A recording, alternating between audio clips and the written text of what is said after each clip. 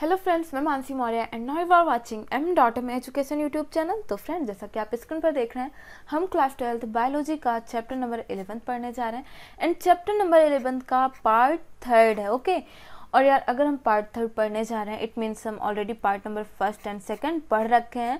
और हाँ, अगर अभी तक आपने नहीं देख रखा है देन यार प्लीज़ एंड प्लीज़ जाके देखिए। डिस्क्रिप्शन बॉक्स में लिंक गिवन है, आपको ईजिली मिल जाएगी।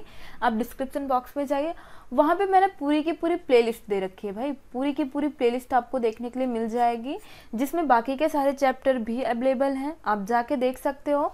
और हाँ यार, वीडियो को फ्रेंड्स के साथ शेयर करना बिल्कुल भी ना भूलें, आपके थ्रू आपके फ्रेंड्स की भी हेल्प हो सकेगी। ओके और हाँ, अगर अभी तक आप चैनल पर नए हैं तो चैनल को सब्सक्राइब कर लीजिए, बेल आइकन पर प्रेस कर लीजिए, जिससे आपको वीडियोस के नोटिफिकेशंस भी मिलते रहें और आप हमारे साथ बने रहें। ओके तो यार, जैसा कि मैंने आपसे बात की कि हम पार्ट नंबर 3 पढ़ने जा रहे हैं। और यार, मैं वापस से एक बार बोलती हूँ कि भाई, अगर अभी तक आपने लास्ट के पार्ट नहीं देख रखे हैं, part 1 and 2, then please and please जाके देखिए। यहाँ डिस्क्रिप्शन बॉक्स में नीचे पूरी की पूरी प्लेलिस्ट दे रखी है, आप वहाँ पे जाके देख सकते हो। लास्ट के चैप्टर भी अगर आपने नहीं देख रखे हैं देन प्लीज़ देखिए। तो भाई, जैसा कि मैंने बात की कि भाई हम क्या पढ़ने जा रहे हैं, पार्ट नंबर 3 पढ़ने जा रहे हैं, है ना। तो यार, सेकंड नंबर पार्ट में हमने क्या क्या पढ़ रखा है, जैसा कि मैं आपको बताऊं, सेकंड पार्ट में हम ऑलरेडी पढ़ चुके हैं cloning vector, origin of replication, selectable marker क्या होता है भाई, रिकॉग्निशन साइट्स क्या होती हैं, क्लोनिंग साइट्स क्या होती हैं, ये सारी चीज़ें हम ऑलरेडी पढ़ चुके हैं, है ना। तो देखते हैं हमें इस पार्ट में, पार्ट नंबर 3 में क्या कुछ बातें करनी है, क्या कुछ सीखना है।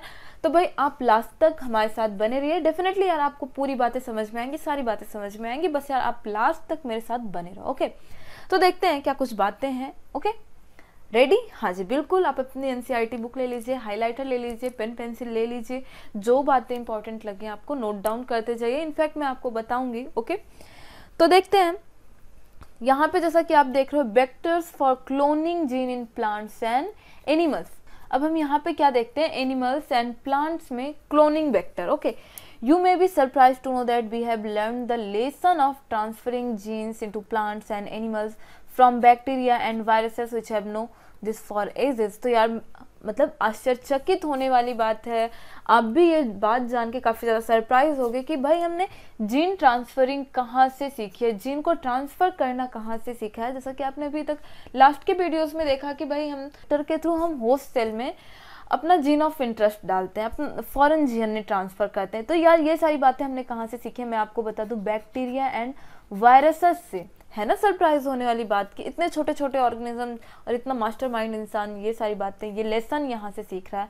How to deliver gene to transform eukaryotic cell and force them to do what the bacteria और वायरसेस वांट। तो यार, किस तरीके से बैक्टीरिया और वायरसेस यूकैरियोटिक सेल के अंदर जीन को डिलीवर करते हैं और यूकैरियोटिक सेल को फोर्स करते हैं वो प्रोटीन बनाने के लिए जो वो चाहता है। ओके बातें समझ में आ रही हैं आपको? यार, बातें समझ में आनी चाहिए। ओके देखो, मैं वापस से बोल देती हूँ।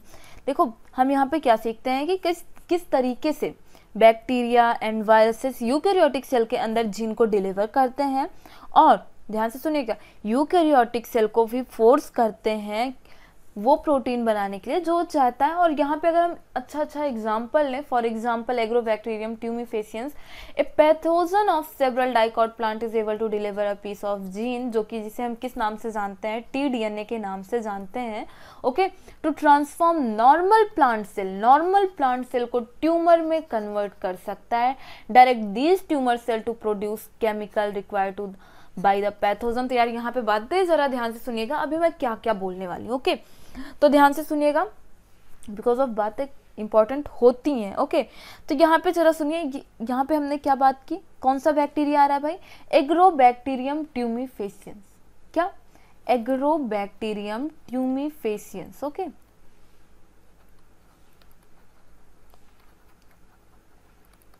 Agrobacterium tumefaciens. ओके तो ये एग्रोबैक्टीरियम ट्यूमिफेसियंस जो है कैसे काम कर रहा है, ये जो बैक्टीरिया एग्रोबैक्टीरियम ट्यूमिफेसियंस, ये कैसे काम कर रहा है, एज अ पैथोजन काम कर रहा है। ये बैक्टीरिया एज अ पैथोजन काम कर रहा है। तो यार, हमें पता है कि ये जो पैथोजन होते हैं, इनका काम क्या होता है। ये जो पैथोजन होते हैं, इनका काम क्या होता है, डिजीज कॉज करना, एज सिंपल एज दैट, है ना। ये क्या करते हैं, डिजीज कॉज करते हैं। लेकिन यहाँ पे ये जो एग्रोबैक्टीरियम ट्यूमिफेसियंस है, ये किस में डिजीज कॉज कर रहा है भाई, प्लांट में, वो भी कैसे प्लांट, डाइकॉट प्लांट में डिजीज कॉज करेगा। अब ये डिजीज कॉज कैसे करेगा, यहाँ पे आपको ये सारी बातें तो समझ में आई भाई कि ये जो बैक्टीरिया एग्रोबैक्टीरियम ट्यूमिफेसियंस से पैथोजन के जैसे काम कर रहा है। अब पैथोजन कहा जा रहा है तो ये सारी बातें तो आपको पता ही है कि भाई अगर पैथोजन कहा जा रहा है तो ये हो ना हो डिजीज ही कॉज करेगा। लेकिन यहाँ पे ये एक बात ध्यान रखिएगा, ये किसमें डिजीज कॉज करता है भाई, डाइकॉट प्लांट में। तो यार बातें जरा ध्यान से सुनिएगा। Suppose this is a plant cell. अब ये प्लांट सेल का क्या है, न्यूक्लियस है, इसमें इसका जेनेटिक मटेरियल होगा। तो ये एग्रोबैक्टीरियम ट्यूमिफेसियंस जो है इसमें अपना एक डीएनए डाल देता है, कौन सा, टी डीएनए। इसमें इसका ये जो जेनेटिक मटेरियल है इसमें ये क्या डाल दिया, टी डीएनए। अब टी डीएनए की वजह से क्या होगा, इसमें एक जीन होगा ओपियंस, ओके, और दूसरा ऑन्कोजीन्स। तो क्या होगा, ये जो ऑन्कोजीन्स होंगे, ऑन्कोजीन, ये क्या करेंगे, बातें ध्यान से सुनिए। ऑन्कोजीन की वजह से क्या होगा, यहाँ पे ये जो प्लांट ग्रोथ हार्मोन होगा, ये जो प्लांट ग्रोथ हार्मोन होगा ये ज़्यादा एक्टिवेट हो जाएगा। किसकी वजह से, ऑन्कोजीन की वजह से। ऑन्कोजीन की वजह से ये प्लांट ग्रोथ हार्मोन एक्टिवेट हो जा रहा है, ज़्यादा एक्टिवेट हो जा रहा है। तो अब ये प्लांट ग्रोथ हार्मोन कौन कौन सा होता है भाई आपका, एज वी नो, कौन कौन सा होता है, आपको तो पता ही होना चाहिए, साइटोकाइनिन एंड ऑक्सिन। कौन कौन सा भाई, साइटोकाइनिन एंड ऑक्सिन। तो अब इन दोनों की वजह से क्या होगा कि ये जो हमारा सेल डिवीजन है, प्लांट का सेल डिवीजन बहुत ही तेजी से होगा, बहुत एक्सट्रीम लेवल पे होगा। क्या, सेल डिवीजन अगर तेजी से हो रहा है तो क्या होगा भाई, सेल बहुत ज़्यादा नंबर में बढ़ जाएंगी। सपोज यहाँ पे मैं थोड़ा सा प्लेस खाली करूँ अगर, अच्छा यार मैंने गलती कर दी सिम हटा के, यहाँ पे क्या था, मैं वापस से बना देती हूँ भाई। यहाँ पे आपने क्या देखा था, दिस इज द ओपियंस, और यहाँ पे क्या था, ऑन्कोजीन तो था ही, आप देखे थे, ओके। तो सपोज यहाँ पे क्या है, ये एक पर्टिकुलर कोई प्लेस है, तो इतनी दूर में, ये जो इतनी दूर की जगह है, इतनी दूर में 8 सेल की जगह है भाई, 8 सेल की जगह है। सेल ऐसे अपना, सेल का अरेंजमेंट ऐसे ही होता है ना। ये सेल मतलब इतना प्लेस लेती है कि अगर ये ग्रोथ भी करें तो आराम से ये ग्रोथ कर सकें, ओके। लेकिन क्या होता है, अब ये जो ऑन्कोजीन है, ये जो यहाँ पे टी डीएनए आया, टी डीएनए यहाँ पे आप देखें ना, टी डीएनए, ये टी डीएनए। अब इस टी डीएनए की वजह से यहाँ पे ये जो सेल डिवीज़न हो रहा है, बहुत ज़्यादा एक्सट्रीम लेवल पे जो ये सेल डिवीज़न हो रहा है, बहुत बड़े लेवल पे जो सेल डिवीज़न हो रहा है, तो भाई यहाँ 8 की जगह ना 32 सेल आ जाते हैं। क्यों, क्योंकि ये सारी सेल बहुत तेज़ी से डिवाइड कर रही होती हैं, ये सारी सेल बहुत तेज़ी से डिवाइड कर रही होती हैं। तो इनमें क्या होता है, यहाँ पे उतनी ही दूर में अगर 32 सेल आ जा रही हैं तो इनमें कंजेस्टेड होगा, ये ऐसे ऐसे इसी में भरी होंगी, तो एक टाइम पे ये ट्यूमर लाइक स्ट्रक्चर बना लेंगे। डिजीज वाले चैप्टर में ये सारी बातें हुई हैं, डोंट नो आपको याद है कि नहीं है, या फिर आपने देख रखा है या नहीं देख रखा है, वहाँ पे ये सारी बातें हुई हैं, अच्छे से हुई हैं, ओके। तो आप देख भी सकते हो, जैसा कि मैंने आपको पहले ही बताया भाई, लिंक गिवन है, ओके। तो यहाँ पे हम ये बात कर रहे थे कि अब भाई इतनी सी दूर में ये है तो सेल बाहर निकलना स्टार्ट हो गई, तो इसी को भाई हम बोल देते हैं ट्यूमर। ट्यूमर किसे बोलते हैं, इसी को बोलते हैं। तो हाँ, तो ध्यान रखिएगा।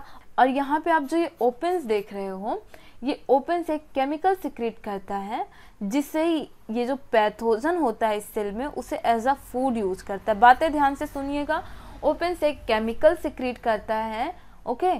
जो केमिकल सिक्रीट करता है उसे यहाँ पे ये जो पैथोजन होता है सेल में उसे एज अ फूड यूज करता है। कौन एज अ फूड यूज करता है, पैथोजन यूज करता है, ओके। बातें ध्यान से सुनिएगा, पैथोजन यूज करता है। यहाँ पे आपने क्या क्या समझा, यहाँ पे हमने ये सारी बातें समझी कि यहाँ पे एक बैक्टीरिया था, एग्रोबैक्टीरियम ट्यूमिफेसियंस। वैसे फिलहाल तो ये बातें रही प्लांट की, किसकी, प्लांट के। जो एग्रोबैक्टीरियम ट्यूमिफेसियन है एक बैक्टीरिया है जो कि एज अ पैथोजन काम करता है, जिसके पास होता है टी डीएनए, जो कि डाइकॉट प्लांट पे डिजीज कॉज करता है। लेकिन अगर वहीं पे बात की जाए ह्यूमंस की, मतलब कि एनिमल्स की, तो एनिमल्स में भी ऐसे ही कुछ कैंसरस सेल बन जाती हैं एक सिंपल से वायरस से। ओके, सिमिलरली रेट्रोवायरस, कौन सा वायरस भाई? रेट्रोवायरस। रेट्रोवायरस की बात की जा रही है। Retrovirus in animals have the ability to transform normal cell into cancerous cell. देख रहे हैं आप, एक वायरस है छोटा सा जिसमें इतनी एबिलिटी है कि जो एक नॉर्मल सेल को कैंसरस सेल में कन्वर्ट कर दे। अच्छा देखिए, आपने यहाँ पे क्या देखा था, यहाँ पे जो इसका डीएनए है, इसके पास यहाँ पे एक ओपेंस था और यहाँ पे ये ऑन्कोजीन था। अब ये सेल डिवाइड हुई तो नेक्स्ट में भी इसका जेनेटिक मटेरियल जाएगा, टीडीएनए जाएगा। अब ये भी डिवाइड हुआ, इसमें भी जाएगा, ऐसे ऐसे करके। तो ये जो सेल होती है ना, इनमें बहुत तेजी से डिवाइड होता है, प्रोलिफरेशन होता है। तो ये सेल बहुत तेजी से डिवाइड होती हैं और सब में इनका जेनेटिक मटेरियल मतलब कि टीडीएनए जा रहा होता है। ओके, और तो और इन्हें फूड भी मिल जाता है। ये जो मतलब पैथोजन है, पैथोजन को फूड भी मिल रहा होता है। ओके, बातें समझ में आ रही हैं आपको? ए बेटर अंडरस्टैंडिंग, यहाँ पे जैसा कि हम एनिमल्स की बात कर रहे हैं अब, retrovirus. Retrovirus in animals have the ability to transform normal cell into cancerous cell. ऐसा ही कुछ जैसा कि प्लांट में हो रहा था वैसा ही आपको यहाँ पे भी देखने के लिए मिल रहा है। जैसे प्लांट में आपको ट्यूमर देखने के लिए मिल रहा था, वैसे ही ह्यूमन में आपको कैंसरस सेल देखने के लिए मिल जाएंगी। मतलब कि अगर रेट्रोवायरस इन्फेक्ट कर रहा है, रेट्रोवायरस आ रहा है तो। A better understanding of the art of delivering gene by pathogen in their eukaryotic host and generated knowledge to transform this tools of pathogens into useful vector for delivering gene of interest to human. Okay, तो यार मैं आपको यहाँ पे एक बात बताऊं कि a better understanding of the art delivering gene by pathogen. Okay, अगर हम इस बात को समझ लेते हैं, इस बात को समझ लेते हैं कि पैथोजन जीन को कैसे डिलीवर करता है जो कि डिजीज कॉज कर देता है, जो कि ट्यूमर बना देता है, जो कि ट्यूमर ये कैंसरस सेल को फॉर्म कर देता है। अगर हम इसे प्रॉपर तरीके से समझ सकते हैं तो यहाँ पे आप जरा ये बात देखिए, Their eukaryotic host has generated knowledge to transform these tools of pathogens into useful vector. तो ये जो पैथोजन है, अगर हम इन सारी बातों को मतलब समझ लेते हैं तो ये जो पैथोजन है, पैथोजन अब भाई डिजीज ही कॉज करेगा, तो इन पैथोजन को ना हम वेक्टर में यूज कर सकते हैं, वो भी यूजफुल वेक्टर के रूप में हम यूज कर सकते हैं, यूजफुल वेक्टर के रूप में यूज कर सकते हैं। तो यहाँ पे ये जो मतलब डिजीज कॉज करने, जैसा कि यहाँ पे टीडीएनए था, तो भाई हम इस टीडीएनए को हटा के अपना जीन ऑफ इंटरेस्ट डाल देंगे, अपना डिजायरेबल कैरेक्टर डाल देंगे, तो वो आगे देखिए ये यहाँ पे ये जीन है, इसके पास ये कैरेक्टर तो होता ही है कि ये डिवाइड करे, तेजी से डिवाइड करे। तो यहाँ पे जैसा कि हम देख रहे हैं कि अगर हम इन बातों को समझ जाते हैं कि ये डिजीज कैसे कॉज कर सकता है, तो हम ये बात को सप्रेस कर देंगे कि ये डिजीज ना कॉज करे और डिवाइड तो हो ही रहा है, तो भाई हमारा जो जीन ऑफ इंटरेस्ट है वो हमें अच्छे से मिल पाएगा, ज्यादा अमाउंट में मिल पाएगा। The tumour including Ti plasmid of Agrobacterium tumefaciens has now been modified into the cloning vector, which is now more pathogenic to the plants but is still able to use the mechanism of deliver gene of our interest into the variety of plant। तो यार वही सारी बातें हैं कि भाई अगर हम यहाँ पे ये जो टीआई प्लाज्मिड है, आपने देखा था ना टीआई प्लाज्मिड, तो इस टीआई प्लाज्मिड का जो एग्रोबैक्टीरियम ट्यूमिफेसिएंस, इसे हम मॉडिफाई कर देंगे। मॉडिफाई किस में कर देंगे? क्लोनिंग वेक्टर में। ओके, क्लोनिंग वेक्टर में मॉडिफाई कर देंगे, और जो ये ज़्यादा पैथोजेनिक है, जो ये ज़्यादा डिजीज कॉज कर रहा है, इसकी पूरी मैकेनिज्म को हम समझ लेंगे और हम इसे किस रूप में यूज़ करेंगे? वेक्टर के रूप में यूज़ करेंगे कि जो कि भाई हमारा जीन ट्रांसफॉर्म करेगा, और इसके पास तो क्वालिटी है ही डिवाइड करने की, तो ये हमारा जीन ऑफ इंटरेस्ट अच्छे से, जो हम जीन चाहते हैं, जो हम कैरेक्टर चाहते हैं, जो हमारा डिजायरेबल डीएनए होगा, उसे अच्छे से बनाएगा। और यही के similarly retrovirus have also been disarmed and are now used to deliver desirable gene into the animal cells। Okay, तो यही सारी बातें यहाँ भी हैं। ये जो रेट्रोवायरस है, रेट्रोवायरस को हम कैसे कर देंगे? डिसआर्म कर देंगे। इट मीन्स हम इसका जो मतलब बीमारी बनाने की, बीमारी करने की, डिजीज कॉज करने की जो कैपेसिटी है उसे हम क्लोनिंग वेक्टर में कन्वर्ट कर देंगे, डिसआर्म कर देंगे, मतलब कि बीमारी करने की कैपेसिटी को ख़त्म कर देंगे।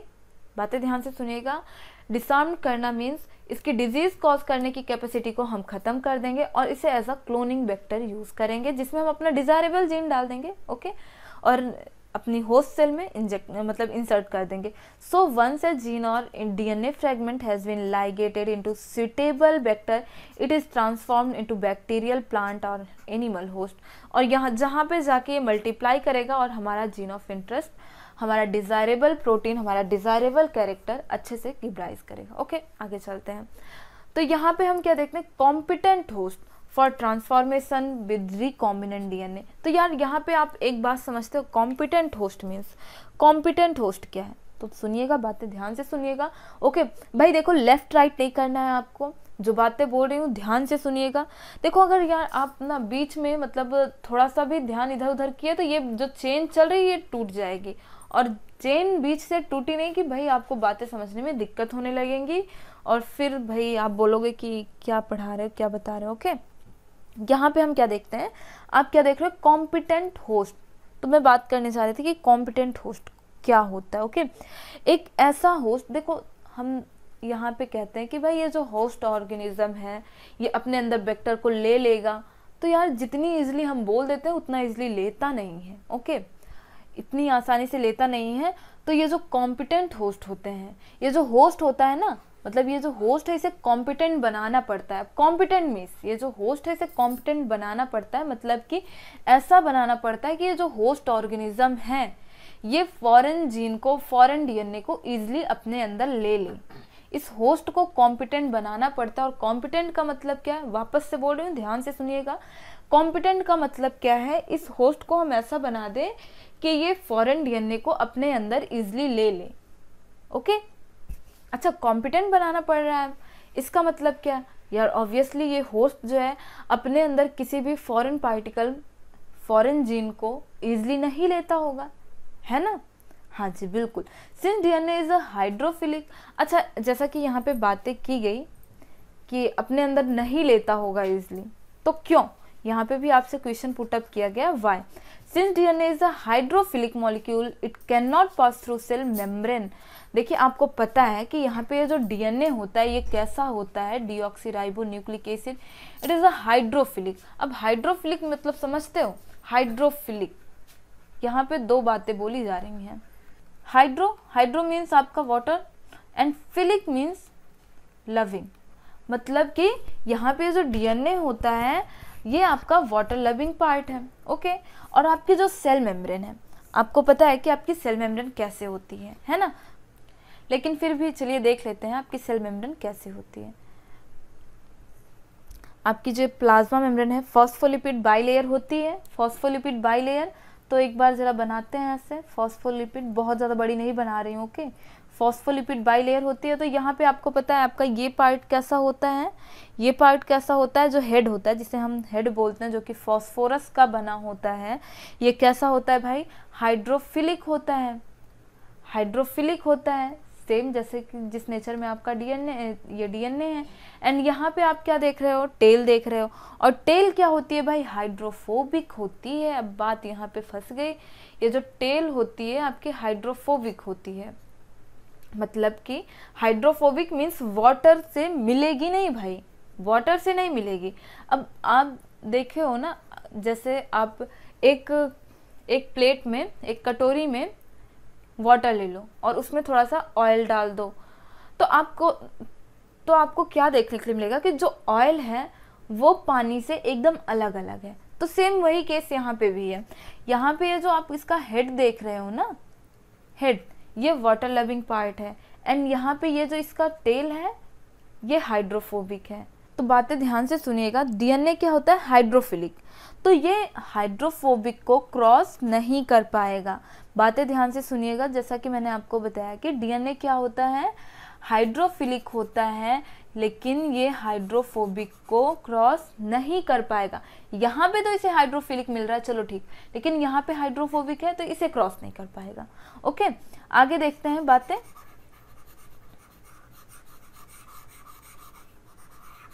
In order to force bacteria to take up the plasmid, हमें बैक्टीरिया को भाई फोर्स करना पड़ता है कि वो प्लाज्मिड को अपने अंदर ले, हमें इसको फोर्स करना पड़ता है। ये जो होस्ट होता है ना, चाहे ई कोलाई हो, कोई भी होस्ट ऑर्गेनिज्म हो, उसे फोर्स करना पड़ता है। फोर्स करने के लिए क्या क्या टेक्निक, क्या क्या मेथड अपनाते हैं जरा देखिए। The bacterial cells must first to be made competent, तो हाँ जी बिल्कुल कॉम्पिटेंट बनाते हैं हम, ऐसे ही फोर्स करते हैं, लेकिन कॉम्पिटेंट कैसे बनाते हैं? कॉम्पिटेंट बनाते हैं तो टेक अप डीएनए, हम इसलिए कॉम्पिटेंट बनाते हैं कि ये डीएनए को ले ओके, कॉम्पिटेंट बनाते हैं ताकि ये डीएनए को ले, लेकिन कॉम्पिटेंट बनाते कैसे हैं? Okay, this is done by treating them with a specific concentration of divalent cation. इसे हम कहाँ रखते हैं? Specific concentration of divalent cation. ये जो डाइवेलेंट कटायन है इसका कंसंट्रेशन कैसा होना चाहिए भाई? कुछ स्पेसिफिक होना चाहिए। ओके, अब डाइवेलेंट कटायन मीन्स समझ रहे हो आप? Divalent cation calcium ion, such as calcium ion, calcium पे डबल पॉजिटिव होता है, कैल्शियम पे कैसा चार्ज होता है? कैल्शियम पे क्या होता है? कटायन होता है, कटायन होता है। यहाँ पे 2 कटायन है तो इसे हम डाइवेलेंट कटायन बोल सकते हैं। हाँ जी बिल्कुल।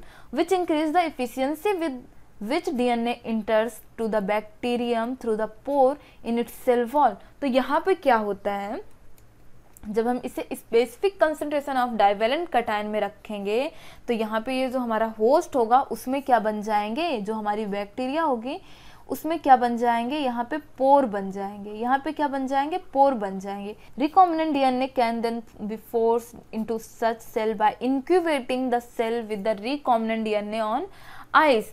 तो देखिए जरा ध्यान से सुनिएगा, हम क्या देखते हैं? ये जो हमारा रिकॉम्बिनेंट डीएनए है इसको लेते हैं और क्या लेते हैं?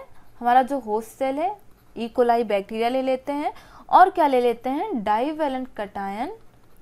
ओके, मतलब कि ये जो डाइवेलेंट कटायन है पोर वाला बैक्टीरिया, इसे हम जो ये हमारा बैक्टीरिया मिला है डाइवेलेंट कटायन से, इसको हम ले लेते हैं, पोर वाला जो हमारा बैक्टीरिया है। ओके, यही ई कोलाई मतलब जिसमें पोर हो। ओके, इसे हम क्या करते हैं? इनक्यूबेट करते हैं। इनक्यूबेट मीन्स समझते हो आप?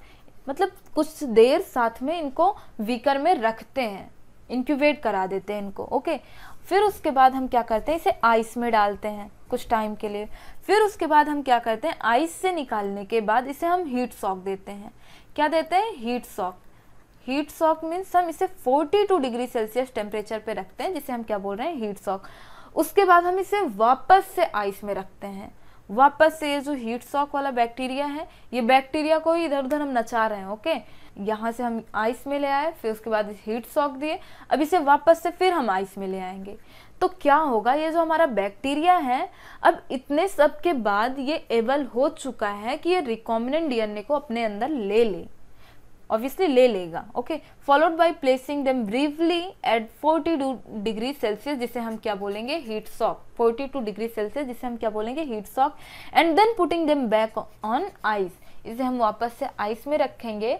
Then this enable to bacteria to take up the recombinant DNA, और भाई ये अब रिकॉम्बिनेंट डीएनए को ले लेगा। लेकिन यार मैं आपको बताऊं कि कोई यही इकलौता है, अकेला ऐसा प्रोसेस नहीं है जिसके थ्रू हम रिकॉम्बिनेंट डीएनए है उसे हम होस्ट सेल के अंदर डाल सकते हैं। बातें ध्यान से सुनिएगा, कोई ऐसा यही अकेला प्रोसेस नहीं है जो कि आप यहाँ पे देख रहे हो। कोई यही ऐसा प्रोसेस नहीं है जिसके थ्रू हम रिकॉम्बिनेंट बैक्टीरिया को होस्ट के अंदर डाल दें कि हम सेल को कॉम्पिटेंट बनाएं और उसे, और भी प्रोसेस है तो देखें और सारे प्रोसेस को। हाँ जी बिल्कुल देखते हैं। This is not the only way to introduce alien DNA into host cell, इसका मतलब और भी तरीके हैं। In a method known as micro injection, हम एक मेथड क्या देखते हैं? Micro injection. सपोज ये क्या है? सेल है और इस सेल के अंदर क्या होता है? न्यूक्लियस होता है। तो यहाँ पे हमें 2 मेम्ब्रेन देखने के लिए मिल रही हैं, 2 मेम्ब्रेन देखने के लिए मिल रही हैं। हाँ जी बिल्कुल। तो हम क्या करते हैं? फॉरेन डीएनए है जो हमारा जीन ऑफ इंटरेस्ट है, उसे हम इंजेक्शन के थ्रू डायरेक्ट इस न्यूक्लियस में इंजेक्ट कर देते हैं। उसे हम इंजेक्शन के थ्रू डायरेक्ट इस न्यूक्लियस में क्या कर देते हैं? इंजेक्ट कर देते हैं। Okay, recombinant DNA is directly injected into the nucleus of an animal cell. Recombinant DNA हमारा जो जीन ऑफ इंटरेस्ट है वो डायरेक्टली एनिमल सेल के अंदर ही क्यों, मतलब न्यूक्लियस के अंदर पहुंचा दिया जा रहा है। In another method suitable for plant cell wall bombarded with the high velocity of micro particles of gold और tungsten coated with the DNA in the method known as biolistic और जीन गन। तो यहाँ पे ये gene gun की बात भाई क्या है, इसे ज़रा ध्यान से सुनिएगा।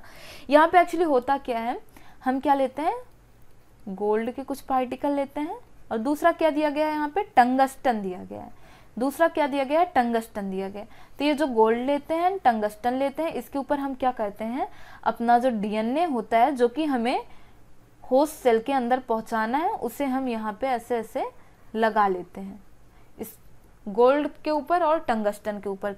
ओके, सपोज अब ये हमारी सेल है, होस्ट सेल है, जिसके अंदर हमें अपना ये रिकॉम्बिनेंट डीएनए पहुंचाना है। तो हम क्या करते हैं, हाई वेलोसिटी के साथ ये गोल्ड और टंगस्टन की इस पे बम्बार्डमेंट करते हैं और इस बम्बार्डमेंट से ये जो हमारा गोल्ड है, टंगस्टन है, ये इस सेल के अंदर पहुंच गया, सेल के अंदर न्यूक्लियस के अंदर पहुंच गया। तो इस गोल्ड के साथ, इस टंगस्टन के साथ हमारा जेनेटिक मटेरियल इसके अंदर आया। हाँ जी, बिल्कुल आया। ओके, अच्छा अब एक बात और यहाँ पे ध्यान से सुनिए, हम यहाँ पे गोल्ड ही क्यों लेते हैं? ओके, गोल्ड ही क्यों लिए, टंगस्टन ही क्यों लिए? आपके दिमाग में एक क्वेश्चन आया, कुछ और भी तो ले सकते हैं, कोई और मटेरियल भी तो ले सकते हैं। तो मैं आपको बताऊं कि फर्स्ट थिंग तो ये गोल्ड और टंगस्टन ये कैसा है, हैवी मटेरियल है। ओके, हैवी मटेरियल है तो हाई वेलोसिटी से जाएगा, तो ऑब्वियसली ये मतलब काम पूरा करके ही वापस तो आना ही नहीं है, ये अपना काम पूरा ही करेगा। Tungsten and gold heavy material है, तो हाई वेलोसिटी के साथ जब डालेंगे तो ये यहाँ तक पहुँच जाएगा। ओके, और दूसरा ये कैसा होता है, नॉन रिएक्टिव होता है। ये टंगस्टन या फिर गोल्ड यहाँ पे पहुँच के और किसी प्रकार की रिएक्शन नहीं करेगा, इसमें उंगली नहीं करेगा। ओके, बातें समझ में आई। And the last method uses disarmed pathogen. Pathogen को हम क्या कर देते हैं, डिसआर्म कर देते हैं। अभी आप पीछे वाले पैराग्राफ में पढ़ के आए हो, vectors for cloning genes in plants and animal में, जिसमें हम क्या देख रहे थे, एनिमल और प्लांट्स में जीन क्लोनिंग देख रहे थे। तो वहाँ पे आप देखे थे ना कि ये जो ट्यूमर बनाने मतलब टी डीएनए था, जो टी प्लाज्मिड था, और जो ये कैंसरस सेल थी मतलब कि रेट्रोवायरस था, इसके थ्रू इनको हम डिसआर्म कर देते थे। ये जो रेट्रोवायरस था, रेट्रोवायरस को हम क्या कर देते थे, डिसआर्म कर देते थे। और इसे कैसे यूज करते थे, वेक्टर के फॉर्म में यूज करते थे, और ये वेक्टर हमारा gene of interest host cell तक इजीली पहुंचा देता था। लेकिन भाई इसमें बहुत मगजमारी है, हमें ये बातें समझनी पड़ती हैं, इस पूरे कॉन्सेप्ट को समझना पड़ता है, रेट्रोवायरस के पूरे मैकेनिज्म को समझना पड़ता है कि भाई ये डिजीज कॉज कैसे कर रहा है आखिर। ये सारी बातें अगर हम समझ जाते हैं तब इसे हम इसकी ये जो डिजीज कॉज करने की कैपेसिटी है उसे हम कम कर पाते हैं। उसे कम करने के बाद इसे हम एज अ वेक्टर यूज करते हैं।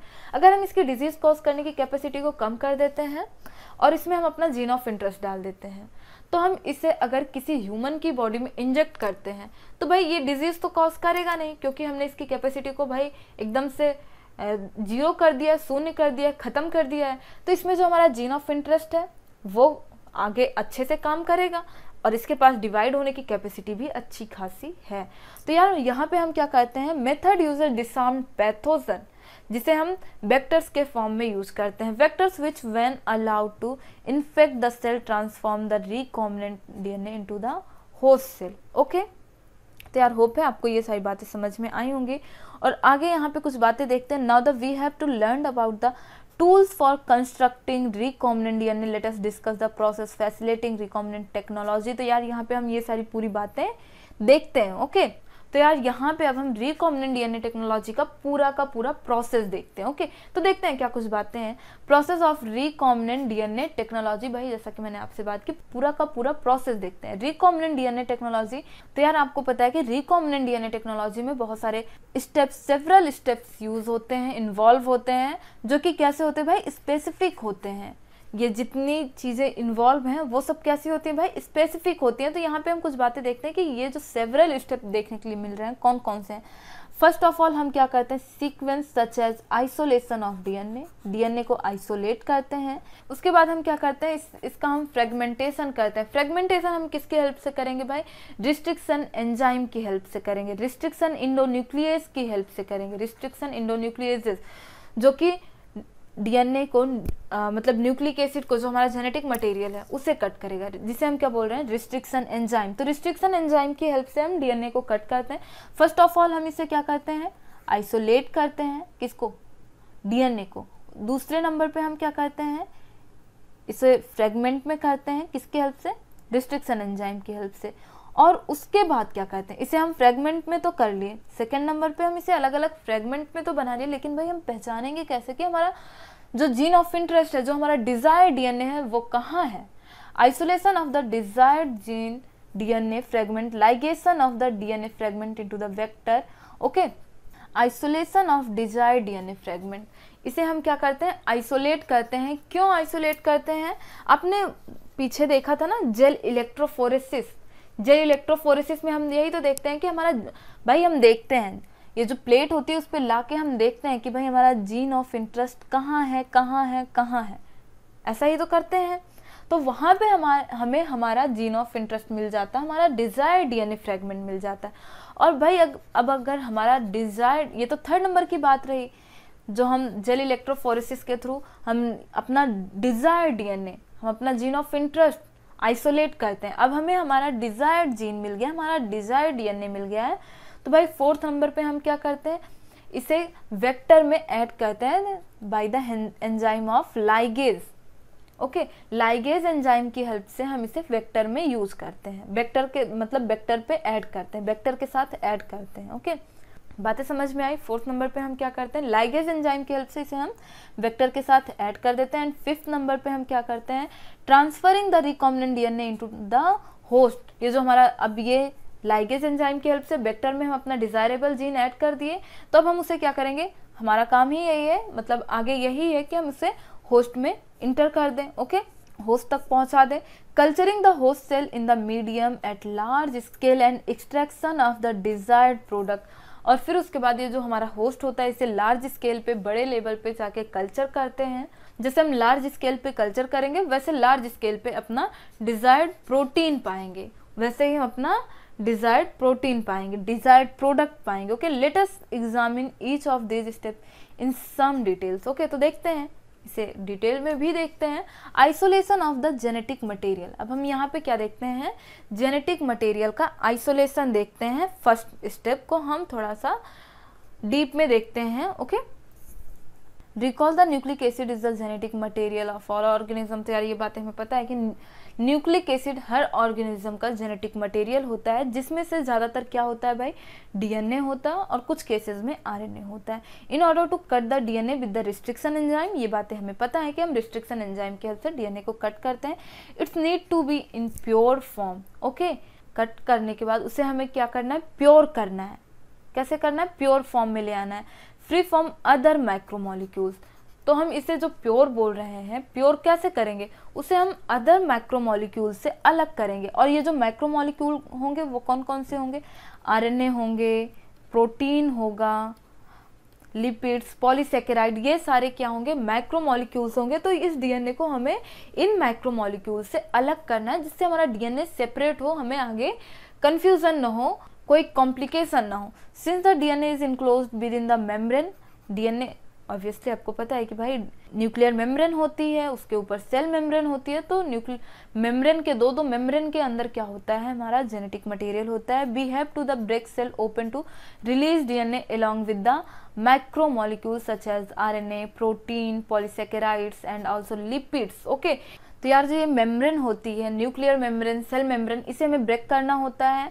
ब्रेक करने के बाद हम क्या करते हैं, इसे open the release DNA along with the other molecule. तो इससे हम अदर मॉलिक्यूल से सेपरेट करते हैं। This can be achieve by treating bacterial cell, plant cell. देखो यार, अगर बैक्टीरियल सेल है तो उसे हम किससे ब्रेक करेंगे, बैक्टीरियल सेल को हम किससे ब्रेक करेंगे, लाइसोजाइम से ब्रेक करेंगे। और हमें पता है कि प्लांट की जो सेल होती है वो सेलुलोज की बनी होती है, तो उसे हम सेलुलेज से ब्रेक करेंगे। और जो फंगस होता है, फंगस किसका बना होता है, काइटिन का बना होता है, तो उसे हम काइटिनेज से ब्रेक करेंगे। Okay, you know that genes are located on long molecule of DNA. तो यार हमें पता है कि हमारा जो डीएनए होता है वो किस में ट्रैप होता है, डीएनए किस में ट्रैप होता है, एक प्रोटीन होता है जिसका नाम क्या होता है, हिस्टोन प्रोटीन। ये जो डीएनए मॉलिक्यूल होता है ये हिस्टोन प्रोटीन से बाइंड होता है। मॉलिक्यूलर बेसिस ऑफ इनहेरिटेंस वाले चैप्टर में हम ये सारी बातें किए हैं। Okay, the RNA can be removed by treatment with ribonuclease वेराज protein. तो देखो आरएनए किससे रिमूव किया जा सकता है भाई, राइबोन्यूक्लियस से रिमूव किया जा सकता है। आरएनए किससे रिमूव किया जा सकता है, राइबोन्यूक्लियस से रिमूव। देखो हमें डीएनए को एकदम फ्रेश बनाना है, प्योर बनाना है, सिर्फ और सिर्फ डीएनए होना चाहिए, वहाँ पे कोई कंटामिनेशन नहीं होना चाहिए, वहाँ पे अदर माइक्रोमोलिक्यूल्स नहीं होने चाहिए। फिर चाहे वो आरएनए हो, चाहे प्रोटीन हो, चाहे लिपिड हो, चाहे पॉलीसेकेराइड हो, कुछ नहीं होना चाहिए। ओके, तो यार हम आरएनए को किससे हटाएंगे, राइबोन्यूक्लियस से हटाएंगे। और वहीं पे अगर प्रोटीन की बात की जाए तो प्रोटीन्स को किससे रिमूव करेंगे, प्रोटीएज से रिमूव करेंगे। और जो अच्छा ये बात तो रही आरएनए की और प्रोटीन की, लेकिन अगर वहीं पे बात की जाए लिपिड है, पॉलीसेकेराइड है, अदर माइक्रोमोलिक्यूल्स हैं, तो इन सारे माइक्रोमोलिक्यूल से मॉलिक्यूल को किससे हटाया जाएगा, addition of chilled ethanol.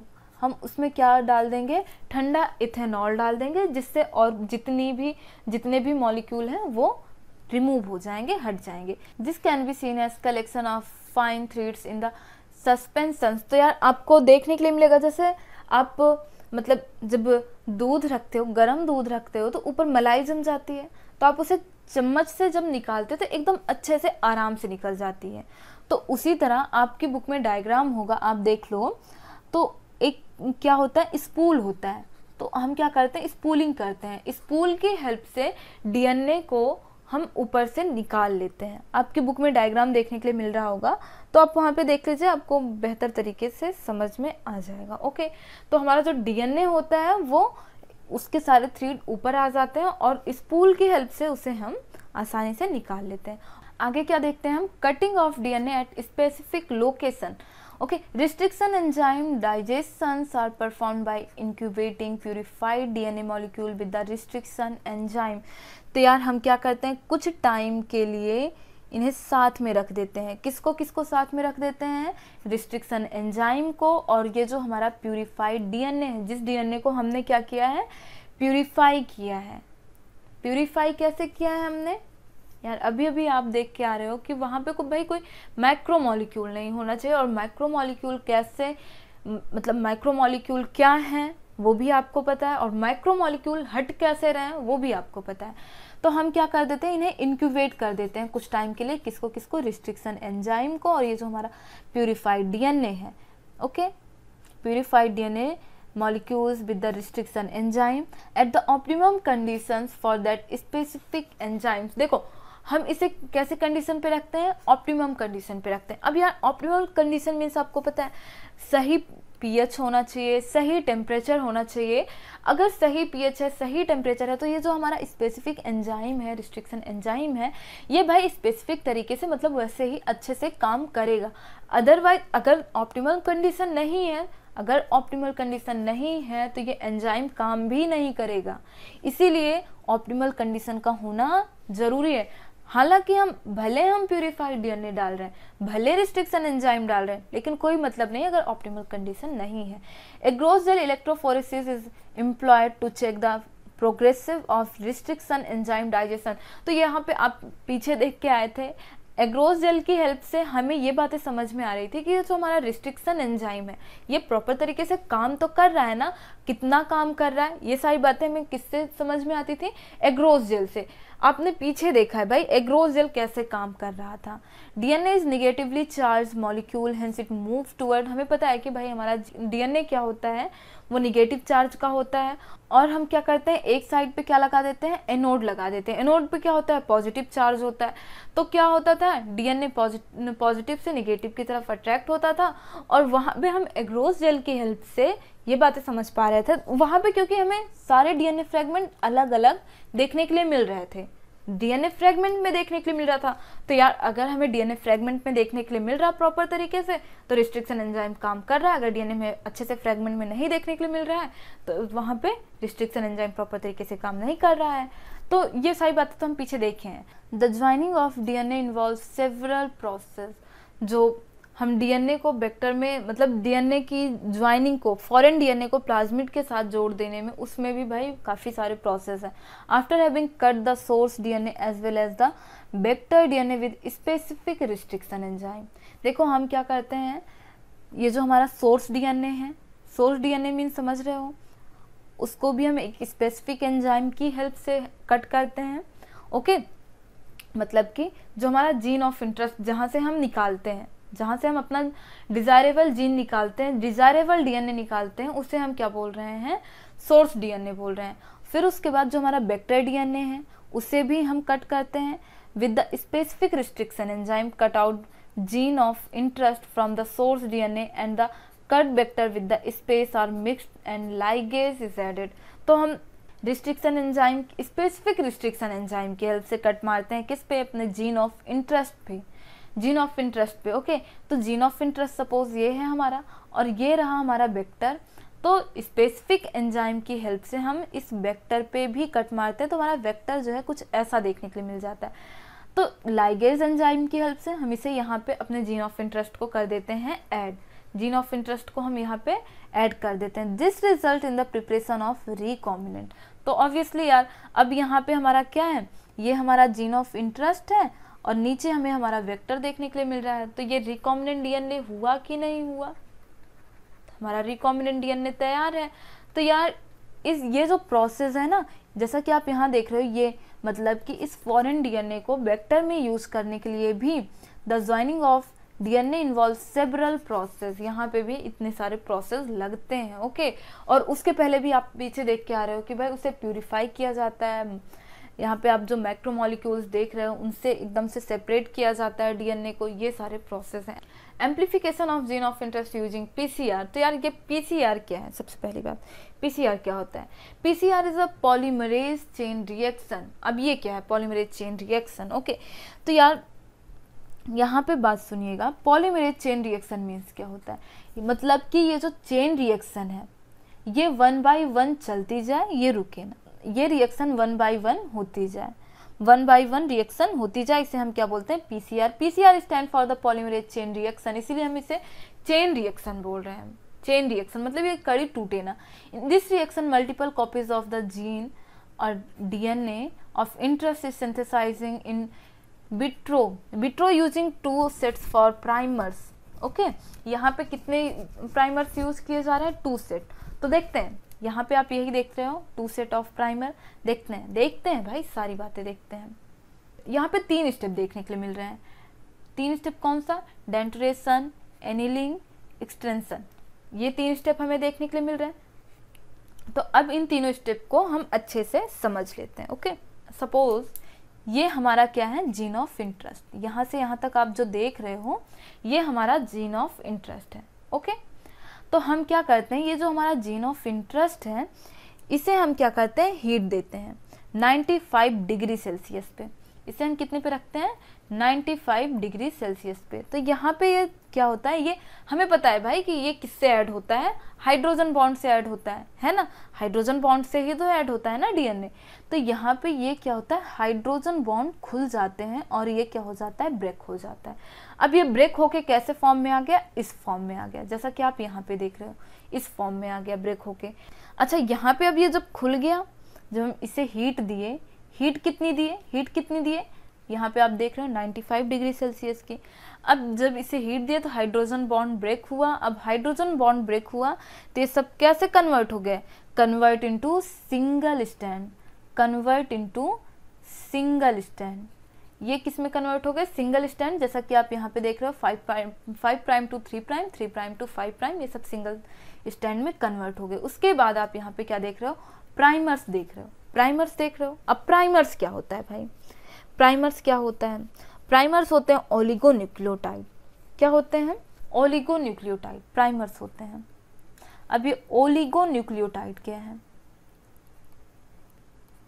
Oligonucleotide क्या है, तो यार मैं आपको बताऊं, ये जो अच्छा आपने पॉलीन्यूक्लियोटाइड सुना है, पॉलीन्यूक्लियोटाइड, यार हम बहुत बार बात कर चुके हैं पॉलीन्यूक्लियोटाइड चेन बहुत बार बात कर चुके हैं ना। हाँ जी बिल्कुल। तो पॉलीन्यूक्लियोटाइड जो होता है उसमें बहुत सारे न्यूक्लियोटाइड होते हैं, पॉलीन्यूक्लियोटाइड चेन में बहुत सारे न्यूक्लियोटाइड होते हैं। तो ओलिगोन्यूक्लियोटाइड मीन्स ओलिगोन्यूक्लियोटाइड में बहुत सारे न्यूक्लियोटाइड नहीं होते हैं। Oligonucleotide is a small nucleotide chain जिसमें हार्डली 5 से 8-10 मतलब न्यूक्लियोटाइड ही होते हैं। तो यार हम अपना जीन ऑफ इंटरेस्ट कितना लेंगे इस पे, मतलब ये जीन ऑफ इंटरेस्ट हमारा बड़ा, मतलब जो हमारा प्राइमर है, प्राइमर की बात कर रहे हैं, प्राइमर में 8 से 10 न्यूक्लियोटाइड होते हैं। ओके, जैसा कि आप यहाँ पे देख रहे हो। अब आप यहाँ पे एक बात और ध्यान दीजिए, यहाँ पे 5 प्राइम है तो इसके अपोजिट ही होता है ये हमेशा, तो यहाँ पे आपको 3 प्राइम देखने के लिए मिल रहा है। ओके, इतना आपने ध्यान दिया, इतना आपने ध्यान दिया। फिर उसके बाद आपको यहाँ पे और क्या देखने के लिए मिल रहा है, डीएनए पॉलीमरेज, टैग पॉलीमरेज। यहाँ पे जो डीएनए पॉलीमरेज है ये कैसा है, टैग पॉलीमरेज। ओके, तो ये जो टैग पॉलीमरेज है ये हमें कहाँ से मिलता है, यहाँ पे हमें 2 चीजें कौन कौन सी देखने के लिए मिल रही हैं, टैग पॉलीमरेज देखने के लिए मिल रहा है एक तो, और दूसरा डीऑक्सी न्यूक्लियोटाइड्स। ओके, तो यहाँ पे जो टैग पॉलीमरेज है ये हमें कहाँ से मिलता है, कहाँ से मिलता है भाई, बैक्टीरिया से मिलता है। और कौन सी बैक्टीरिया से मिलता है, थर्मस एक्वेटिकस। कौन सी बैक्टीरिया, थर्मस एक्वेटिकस। तो अब इसका काम जरा देख लेते हैं। ये जो टैग पॉलीमरेज होता है ना, टैग पॉलीमरेज डीऑक्सी न्यूक्लियोटाइड को यहाँ पे ऐड करता चलता है। यहाँ पे आप न्यूक्लियोटाइड्स देख रहे हो, मतलब न्यूक्लियोटाइड्स देख रहे हो, हाँ जी बिल्कुल, न्यूक्लियोटाइड्स आपको देखने के लिए मिल रहा है। तो ये जो टैग पॉलीमरेज होता है ना, ये यहाँ पे इन न्यूक्लियोटाइड्स को ऐड करते चलता है। तो ये जो यहाँ पे आप 5 प्राइम टू 3 प्राइम देख रहे हो ना, ये जो है इस साइड को आगे बढ़ते जाते हैं। ओके, जैसे जैसे इसको ऐड करता जाएगा न्यूक्लियोटाइड को, वैसे वैसे प्राइमर की लेंथ बढ़ती जाएगी। सेम वही केस यहाँ पे भी, टैग पॉलीमरेज न्यूक्लियोटाइड्स को यहाँ पे ऐड करता जाएगा और यहाँ पे पॉलीमरेज की लेंथ बढ़ती जाएगी। ध्यान रखिएगा, left hand side right hand side. Okay, यहाँ पे 5 प्राइम है, सॉरी यहाँ पे 3 प्राइम है, तो यहाँ पे 5 प्राइम टू 3 प्राइम चलेगा, यहाँ पे 3 प्राइम आएगा। और जैसा आप यहाँ पे देख रहे हो 5 प्राइम टू 3 प्राइम है यहाँ पे, तो यहाँ पे ये 5 प्राइम टू 3 प्राइम होगा। ओके, जैसा कि आप यहाँ पे देख पा रहे हो, जैसा कि आप यहाँ पे देख पा रहे हो, इसे हम क्या बोलेंगे, एनिलिंग बोलेंगे। एनिलिंग बोलेंगे मतलब कि यहाँ पे ये जो प्राइमर बढ़ रहा है, प्राइमर जो यहाँ से यहाँ तक चल रहा है, उसे हम क्या बोलेंगे, एनिलिंग बोलेंगे। मतलब कि ये जो टैग पॉलीमरेज अपना पूरा काम कर रहा है, इसे हम क्या बोलेंगे, एनिलिंग बोलेंगे। और यहाँ पे पूरा क्या हुआ है, एक्सटेंशन। तो यार ये जो एक्सटेंशन है, अगर ये 30 बार ऐसा हो जाता है, 30 बार ऐसा हो जाता है, तो हमें 1 बिलियन टाइम एम्पलीफाइड देखने के लिए मिलेंगे। 1 बिलियन टाइम में हमें एम्पलीफाइड देखने के लिए मिलेंगे। ओके, तो होप है बातें समझ में आई होंगी आपको। ओके, तो जैसा कि मैंने आपको यहाँ पे बताया था भाई, यहाँ पे क्या होता है, हाँ यहाँ पे आप जरा एक बात जरा ध्यान दीजिए। मैं आपसे अगर यहाँ पे बात करूँ तो यहाँ पे आप क्या देख रहे हो, विट्रो यूजिंग। यहाँ पे क्या है, विट्रो की बात की गई है, विट्रो की बात की गई है, ना कि यहाँ पे विड्रो की बात की गई है। विट्रो मीन्स आप समझ लीजिए क्या होता है भाई, outside of the living body. Okay, outside of the living organism, outside of the living body. बातें समझ में आई। तो यहाँ पे आपने क्या देखा था, यूजिंग 2 सेट्स ऑफ प्राइमर्स, जो कि आप पीछे देख के आ रहे हो। प्राइमर के भाई कितने सेट हैं, प्राइमर के कितने सेट हैं, 2 सेट हैं बस। Okay, small chemical synthesised oligonucleotide that are complementary to the region of DNA. हाँ यार, यहाँ पे ये बातें ध्यान दीजिएगा। यहाँ पे जो प्राइमर ऐड होगा ना, ये जो प्राइमर आके ऐड होगा, यहाँ पे ये जो रीजन होंगे ना, उसका कॉम्प्लीमेंट्री होगा, उसका कॉम्प्लीमेंट्री होगा तभी तो ऐड होगा, है ना।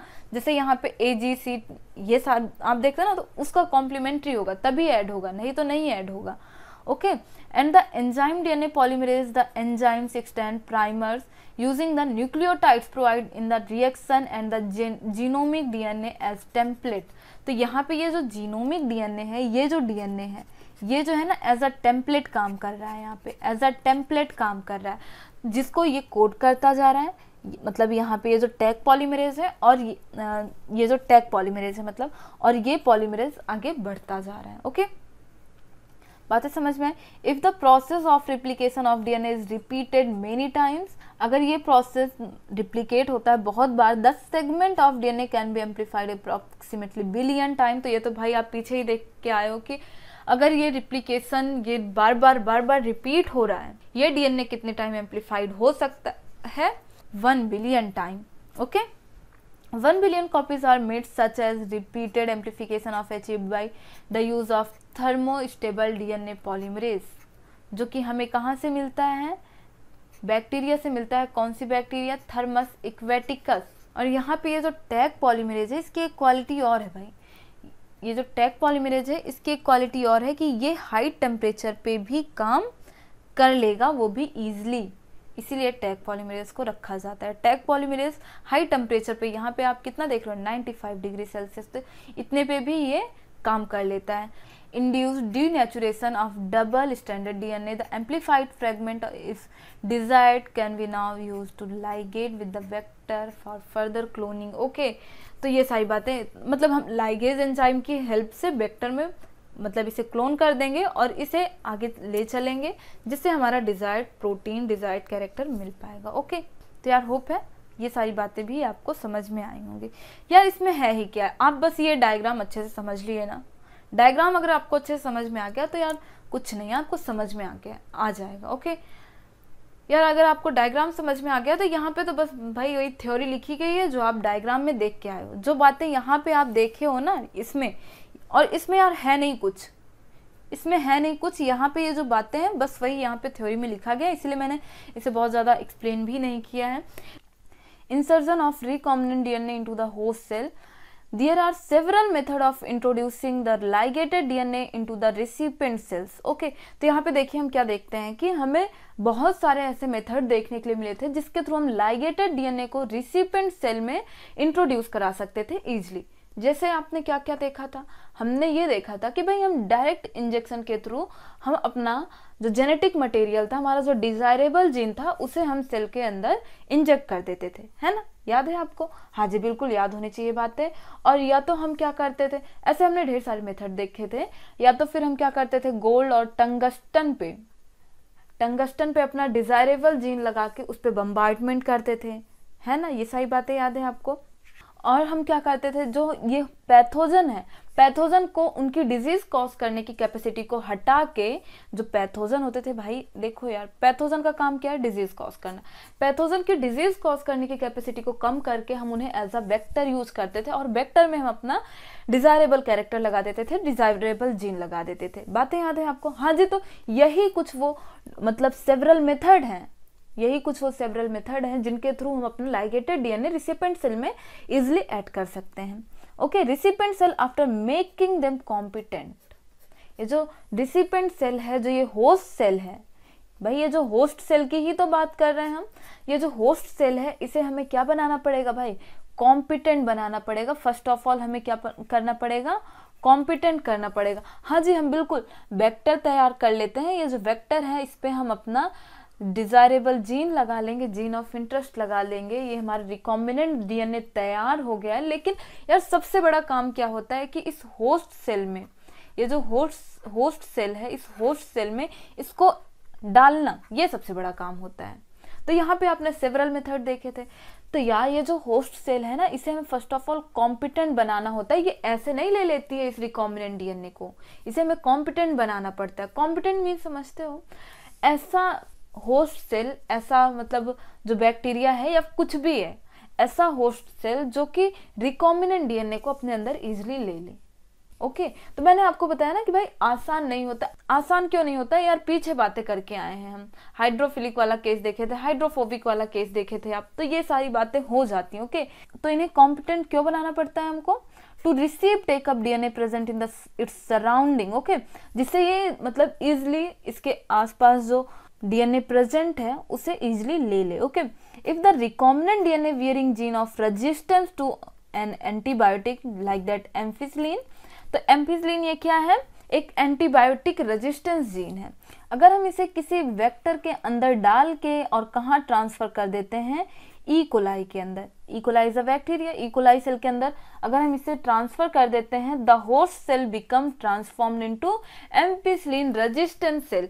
अब भाई अब आप सपोज करो इसमें हमने एम्फिसिलिन रेजिस्टेंस जीन लगा दिया है इस वेक्टर में, और हम इसे ट्रांसफर कर देते हैं ई कोलाई में। तो एक टाइम बाद ये E coli bacteria ampicillin resistance gene में कन्वर्ट हो जाएगी? आप बताइए, एम्पिसिलिन रेजिस्टेंस जीन में कन्वर्ट हो जाएगी? हाँ जी, बिल्कुल कन्वर्ट हो जाएगी। अब हम क्या करेंगे, if we are spread the transformed cell on agar plates, okay, containing ampicillin, अगर हम इसे अगार प्लेट पे स्प्रेड कर देते हैं, ये वाली जो बैक्टीरिया है, ऐसे हमारे पास ढेर सारी सपोज बैक्टीरिया हैं जो कि कैसी हैं, जिनके पास एम्पिसिलिन रेजिस्टेंस जीन है, जो बैक्टीरिया एम्पिसिलिन रेजिस्ट कर सकती हैं, उन्हें हम कहाँ पे डाल देते हैं, अगार प्लेट पे डाल दे देते हैं। Only transformant will grow. क्यों? अब देखो, ये जो अगार प्लेट है कैसी है, कंटेनिंग एम्पिसिलिन, ये कैसी है भाई, ये एम्पिसिलिन को कंटेन करती है। तो क्या एम्पिसिलिन की प्रेजेंस में कोई नॉर्मल बैक्टीरिया रह लेगा? देखो यार, मैं नॉर्मल बैक्टीरिया की बात कर रही हूँ, मैं ऐसे बैक्टीरिया की नहीं बात कर रही हूँ जिसके अंदर रिकॉम्बिनेंट डीएनए प्रेजेंट हो। रिकॉम्बिनेंट डीएनए में कौन सा जीन हो उसके पास कौन सा जीन हो, एम्पिसिलिन रेजिस्टेंस जीन। तो वो नॉर्मल तो रहा नहीं, लेकिन मैं यहाँ पे नॉर्मल की बात कर रही हूँ। अगर हम नॉर्मल बैक्टीरिया को ऐसे मीडियम में ग्रो करवाते हैं तो यार ऑब्वियसली वो नहीं ग्रो कर पाएगा, बिकॉज ऑफ उसके पास एम्पिसिलिन रेजिस्टेंस जीन नहीं है। और एम्पिसिलिन की प्रेजेंस में, एम्पिसिलिन इज अ एंटीबायोटिक, तो यार एम्पिसिलिन की प्रेजेंस में वो बैक्टीरिया कभी ग्रो नहीं कर पाएगा, डेथ हो जाएगी, वो मर जाएगा। ओके, लेकिन यहाँ पे आप जरा देखिए, अगर हम इस बैक्टीरिया में, ये जो ई कोलाई बैक्टीरिया है, अगर हम इसमें एम्पिसिलिन रेजिस्टेंस जीन डाल देते हैं तो ऑब्वियसली ये ग्रो कर जाएगा। ओके, ये बैक्टीरिया ग्रो कर जाएगा। ये एम्पिसिलिन इज अ एंटीबायोटिक, मैं फिर से बोल रही हूँ, मैंने आपसे पहले भी बात कर रखी है, एम्पिसिलिन इज अ एंटीबायोटिक। तो यार ये एम्पिसिलिन एंटीबायोटिक की प्रेजेंस में बैक्टीरिया ग्रो कर जाएगा। क्यों? क्योंकि इसके पास एम्पिसिलिन रेजिस्टेंस जीन है। तो यार ये सारी बातें तो फिलहाल हम कर ही चुके हैं। Untransformed recipient cell will die, जो ट्रांसफॉर्म नहीं है वो ऑब्वियसली मर जाएंगी। Since due to the ampicillin resistance gene one is able to selected transformed cell in the presence of ampicillin। तो यहाँ पे एम्पिसिलिन की प्रेजेंस में हम ये transformed bacteria, non transform bacteria, हम मतलब इस बात को जान सकते हैं कि कौन सा बैक्टीरिया ट्रांसफॉर्म है, कौन सा नहीं ट्रांसफॉर्म है। ये बातें हम इजिली जान सकते हैं, समझ सकते हैं, है ना। Ampicillin resistance gene in this case is called selectable marker. तो यार ऑब्वियसली ये सेलेक्ट ही तो कर रहा है, और सिलेक्टेबल मार्कर हम पीछे भी पढ़ के आए, ये सारी बातें आपको पता है। Obtaining the foreign gene product when you insert a piece of alien DNA into a cloning vector and transfer it into a bacterial. देखो यार क्या होता है, हम क्या करते हैं, एक वेक्टर लेते हैं, उसमें अपना जीन ऑफ इंटरेस्ट ऐड करते हैं, उसके बाद ये वेक्टर जब अपनी कॉपी बना लेता है, क्लोन कर लेता है, when you insert a piece of alien DNA into cloning vector and transfer it in a bacteria, और हम इसे कहाँ पे ट्रांसफर कर देते हैं, बैक्टीरिया के अंदर, मतलब चाहे वो मतलब अपना होस्ट, भाई होस्ट के अंदर हम ट्रांसफर करते हैं। ऐसा मैंडेटरी नहीं है कि बैक्टीरिया ही हो, तो बैक्टीरिया को हम एज अ होस्ट लेके चलते हैं, फिर वो होस्ट हमारा बैक्टीरिया भी हो सकता है, प्लांट या एनिमल सेल भी हो सकता है। The alien DNA gets multiply, हाँ जी बिल्कुल, अगर ये हमारी जो सेल है, ये हमारी जो होस्ट सेल है, इसके अंदर हमने क्या डाला है भाई, वेक्टर डाला है, मतलब रिकॉम्बिनेंट डीएनए डाला है, इसके अंदर हमारा जो जीन ऑफ इंटरेस्ट है, हमारा जो जेनेटिक मटेरियल है वो भी है। तो अब अगर ये मल्टीप्लाई करती है, ये सेल मल्टीप्लाई करती है, तो इसके अंदर ये जो इसका जेनेटिक मटेरियल है ये भी मल्टीप्लाई करेगा, हाँ जी बिल्कुल करेगा।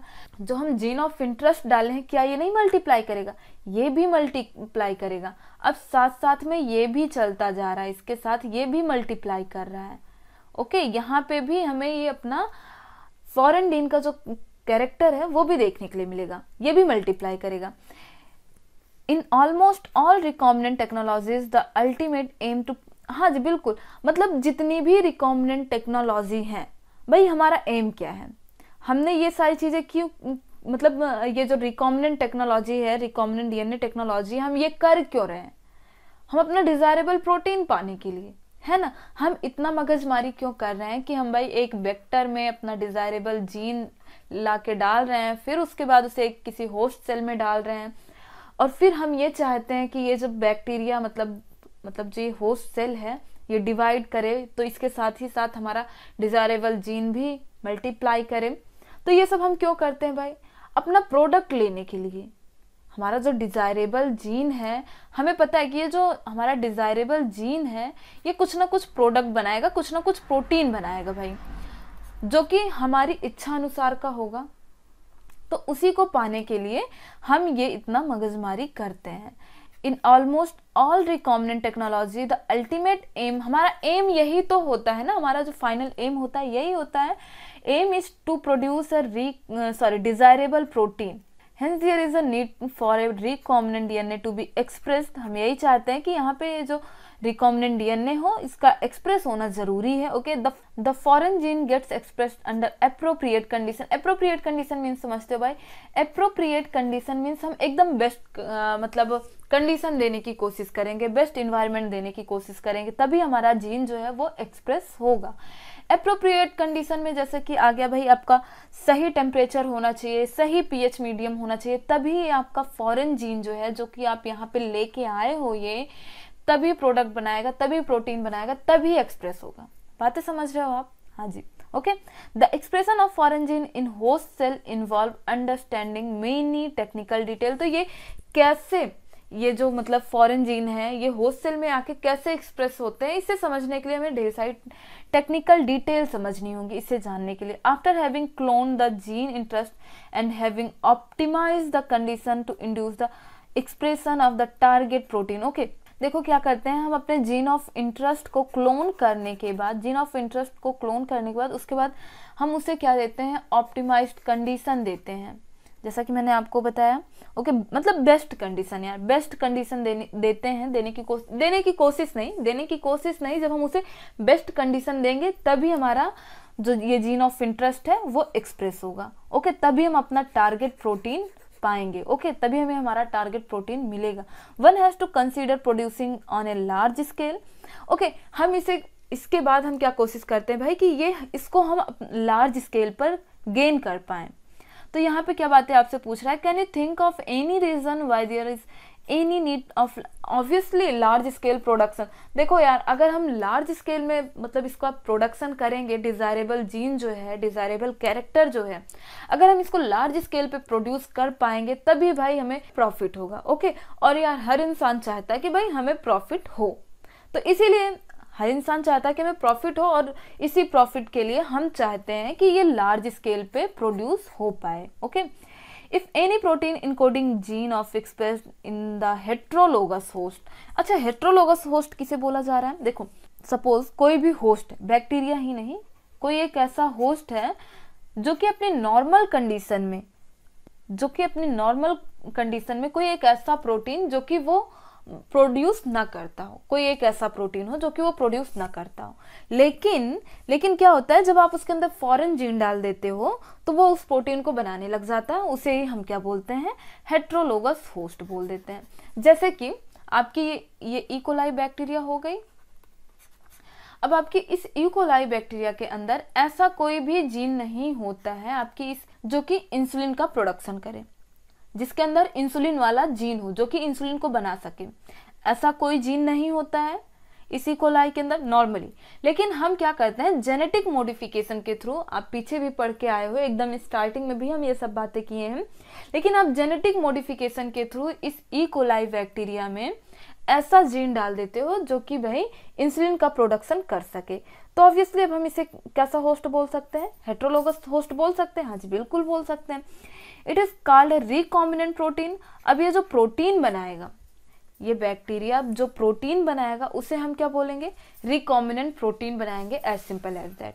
देखो मैं बातें वापस से बोलती हूँ, जरा ध्यान लगा के, कान लगा के सुनिएगा।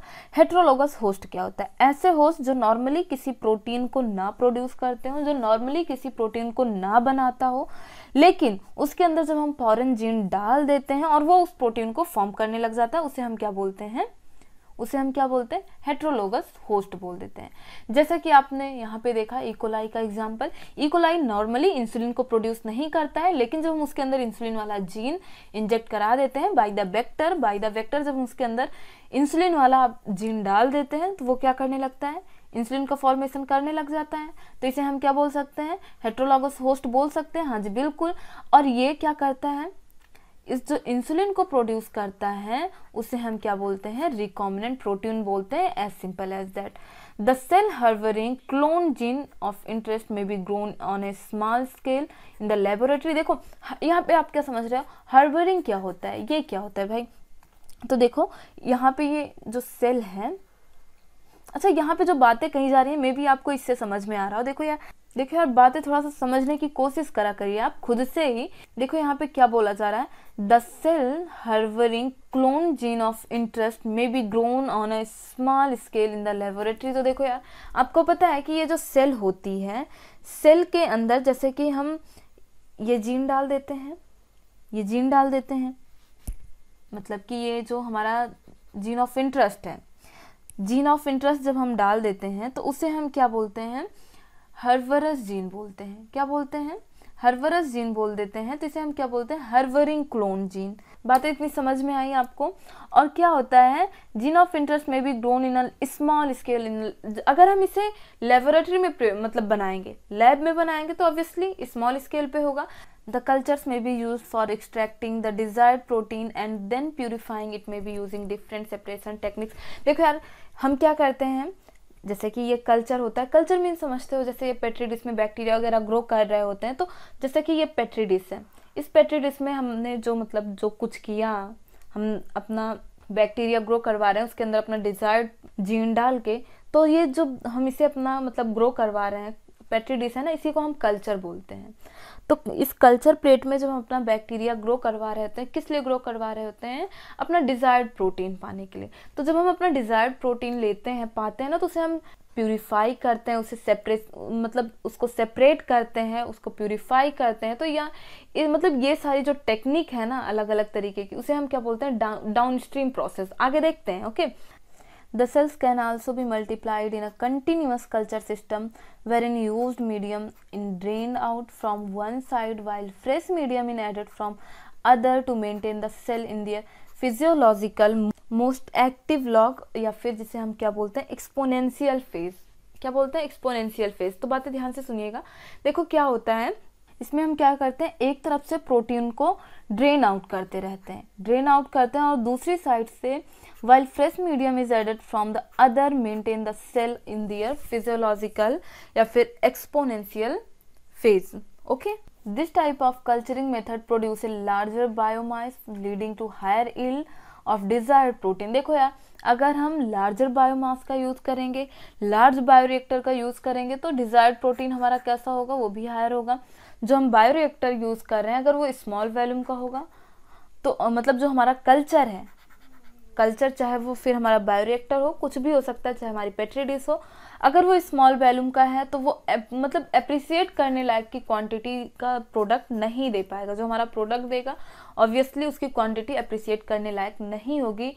और अगर हमारी जो मतलब कल्चर है, जो हमारा बायोरिएक्टर है, वो लार्ज क्वांटिटी का है, तो हमें लार्ज क्वांटिटी में प्रोडक्ट भी मिलेंगे। The development of bioreactor where large volume, जिसमें से 100 से 1000 litre of culture can be, जो कि 1000 लीटर्स का होता है, जिसमें हम इस कल्चर में हम ऑब्वियसली अपना मतलब एक एप्रिसिएट करने लायक प्रोडक्ट यूज कर सकते हैं, एप्रिसिएट करने लायक प्रोडक्ट गेन कर सकते हैं। ओके, वॉज रिक्वायर्ड दस बायोरिएक्टर कैन बी दो of a vessels in which raw material are biological converted into specific product। देखो यहाँ पे ये जो बायोरिएक्टर है ये एज अ वेसल्स यूज किया जाता है, जिसमें मतलब ये जो रॉ मटेरियल है उसे हम स्पेसिफिक प्रोडक्ट में कन्वर्ट कर देते हैं थ्रू द बायोलॉजिकल। ओके, बातें समझ में आ रही है। रॉ मटेरियल को हम स्पेसिफिक प्रोडक्ट में कन्वर्ट कर देते हैं, अपने स्पेसिफिक प्रोटीन में कन्वर्ट कर देते हैं। इंडिविजुअल एंजाइम, जैसे कि आप यहाँ पे एग्जांपल में देख रहे हो, जो कि एक इंडिविजुअल एंजाइम भी हो सकता है, जिसमें हम यूज क्या क्या करते हैं, माइक्रोबियल प्लांट यूज करते हैं, एनिमल और ह्यूमन सेल्स यूज करते हैं। A bioreactor provided the optimal condition for achieving the desired product by providing optimum growth condition. Okay, अच्छा यहाँ पे ये बातें आप जरा देखिए कि मतलब ये जो बायोरिएक्टर है, बायोरिएक्टर को हमें कैसी कंडीशन देनी पड़ेगी भाई, ऑप्टिमम कंडीशन देनी पड़ेगी अपना डिजायर्ड प्रोटीन पाने के लिए। ओके, अपना डिजायर्ड प्रोडक्ट के लिए हमें इसे बायोरिएक्टर को ऑप्टिमम कंडीशन देनी पड़ेगी। और जैसा कि आपको पता है ऑप्टिमम कंडीशन में क्या आता है, टेम्परेचर आता है, पीएच आता है, सब्सट्रेट आता है, साल्ट आता है, विटामिन, ऑक्सीजन। तो ये हमें एकदम ऑप्टिमम कंडीशन पे रखना होगा, बेस्ट कंडीशन प्रोवाइड करवानी होगी। तो यहाँ पे हम कुछ बातें डायग्राम में देखते हैं। जैसा कि आप यहाँ पे देख रहे हो एक बायोरिएक्टर है। ओके, ये कैसा बायोरिएक्टर है, नंबर ए पे आप जो देख रहे हैं simple stirred tank bioreactor. Okay, तो ये जो सिंपल स्टेयर टैंक रिएक्टर, इसमें हम सबसे पहले क्या देखते हैं भाई, इसमें क्या है, आप क्या देख रहे हो, फ्लैट ब्लेडेड इम्पेलर। तो ये क्या करता है, ये घूमता रहता है और जिसकी वजह से ऑक्सीजन इसमें मतलब कि सारे मटेरियल को अच्छे से मिक्स कर देता है। और ये घूमता क्या रहता है, इसमें होती है मोटर। ओके, और यहाँ पे आप क्या देख रहे हैं, एसिड बेस पीएच कंट्रोल। तो इसके हाथ मतलब ये जो है एसिड बेस और पीएच को कंट्रोल करता है। स्टीम फॉर स्टेरिलाइजेशन, यहाँ पे स्टेरिलाइजेशन के लिए क्या दी जाती है, स्टीम दी जाती है। ओके, कल्चर ग्रोथ, बात समझ में आ रही है आपको। स्टेराइल एयर, यहाँ से हम क्या देते हैं, स्टेराइल एयर। ओके, तो आगे चलता है। और यहाँ पे आप यहाँ पे क्या देख पा रहे हो, दिस इज अ कर्व्ड, यहाँ पे ये कैसा है, कर्व्ड है, और यहाँ पे ये कैसा है, फ्लैट है। और यहाँ से क्या होता है, इसमें आप जो देख रहे हो, इसमें ये ऑक्सीजन के पूरे मतलब बबल निकलते रहते हैं और यहाँ पे पूरा ऑक्सीजन का बबल ऐसे फैला होता है। Okay, increase surface area oxygen transfer, यहाँ पे ये जो कर्व देखने के लिए मिल रहा है आपको, ये क्या करता है, increase surface area of oxygen transfer. तो आगे चलते हैं, ये सारी बातें हमें यहाँ पे समझ में आएंगे अच्छे तरीके से। वैसे वो पे फिगर में बहुत ज़्यादा कुछ नहीं था यार, मतलब एकदम से ऐसा कि हाँ समझ में ही ना आए। A stirred tank reactor is usually cylindrical और विद द कर्व बेस, जैसा कि आपने पीछे देखा था, डायग्राम में देखा था, कैसा था स्टेयर टैंक रिएक्टर, सिलेंड्रिकल था और उसका जो बेस था वो कैसा था, कर्व था। Facilitate the mixing of the reactor contents. Okay, the stirrer facilitate even mixing and oxygen availability throughout the bioreactor. और आपने उसमें देखा था कि ऑक्सीजन को मिक्स करने के लिए उसमें क्या लगे थे, स्टेयर लगे थे। Okay, alternatively air can be bubbled through the reactor, आपने ऊपर देखा था एयर, यहाँ पे alternatively air can bubble through the reactor. तो देखो यार, इसमें ढेर सारी एयर डाली जाती हैं और एयर के कारण उसमें बबल बनने लगते हैं। ओके, और जहाँ पे क्या होता है उसमें, जैसा कि आपने देखा था फॉर्म, मतलब एयर होती है, एयर के कारण फॉर्म बनने लगता है।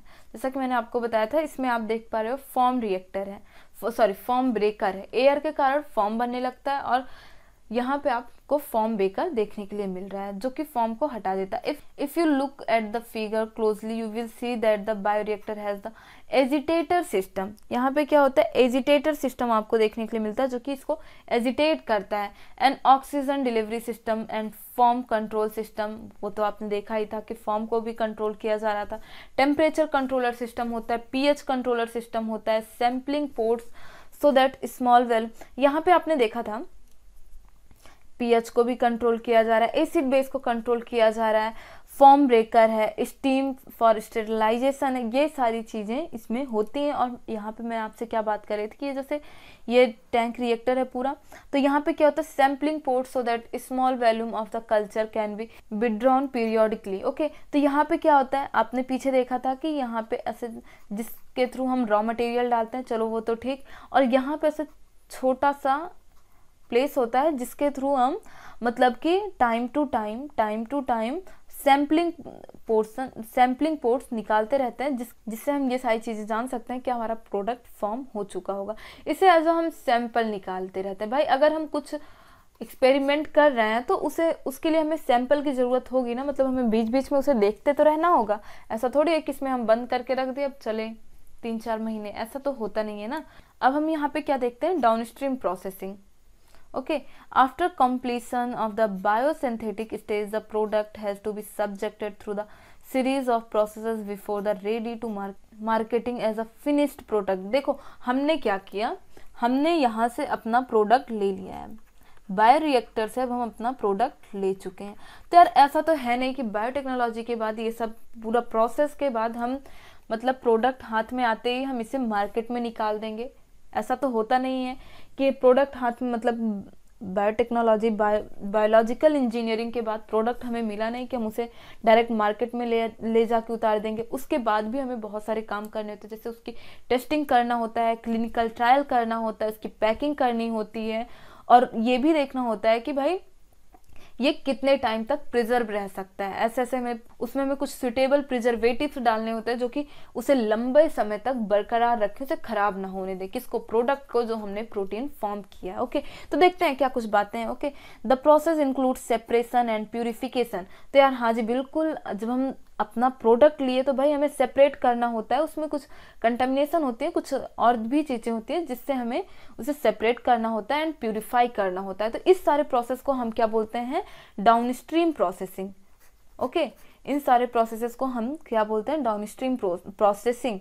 The product has to be formulate with suitable preservatives. तो हाँ जी बिल्कुल, प्रोडक्ट को हमें किसके साथ, सुटेबल प्रिजर्वेटिव्स के साथ रखना होता है, सुटेबल प्रिजर्वेटिव्स रखना होता है उसके साथ, जिससे वो भाई लंबे समय तक चले, मतलब जल्दी से खराब ना होने दे। ओके, किसको, प्रोडक्ट को।